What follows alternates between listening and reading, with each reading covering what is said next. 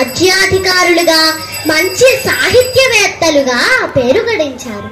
ఒకరోజు శంకరుల వారి ఇంటికి ఆకాశ మార్గం గుండా ఉపమన్యుడు, గౌతముడు, దధీచి, అగస్త్యుడు మొదలైన మహర్షుల వారు వచ్చి శంకరుల వారు లోకంలో చేయవలసిన బృహత్ కార్యములను ఆయనకు స్ఫురణకు తెచ్చారు. ఆర్యాంబ ఆ మహర్షులను తన కుమారుడికి పూల నుండి అమృత మకరందాలు ప్రవహిస్తాయి, పండ్లు పండుతాయి. శంకరుల వారు ఏమంటారంటే, మన హృదయం ఒక పూల తోట వంటిది. ఆ పూల తోటకు వసంత ఋతువు వచ్చింది.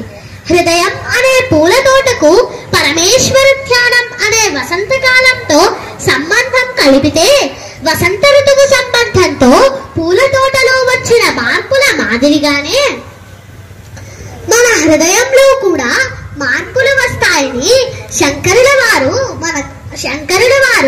అందంగా చెప్పారు.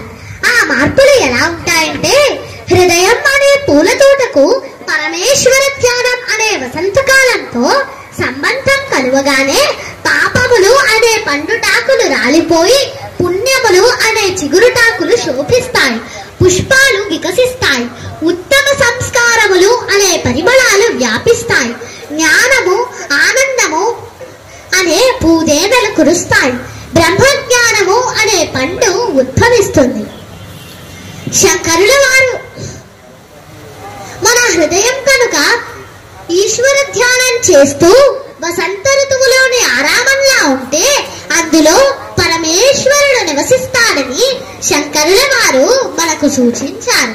ఒకవేళ ఏదో కొద్దిపాటి పుణ్య ఫలితంగా భక్తి మనలో ఏర్పడినా చిన్న మొక్కను మేకలు తినివేసేటట్లు పైకి ఆస్తికుల వలె కనబడే నాస్తికుల వల్ల గాని ఇతర దుర్ఘటనల వల్ల గాని మనలో పుట్టిన భక్తి అనే చిన్న మొక్క ముక్కలు ముక్కలు అయిపోతుంది. అందుకే శంకరులు మానవుల బుద్ధులను బాగా పరిశీలించి ఈశ్వరుణ్ణి ఇలా ప్రార్థించారు. ఓ పశుపతి, అధికమైన ఆనందాన్ని కలిగించే భక్తి